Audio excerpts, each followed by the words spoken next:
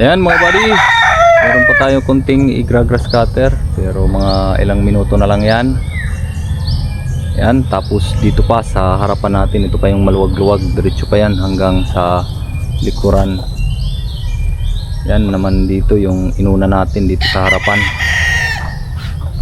Maganda ng tingnan, malinis na naman.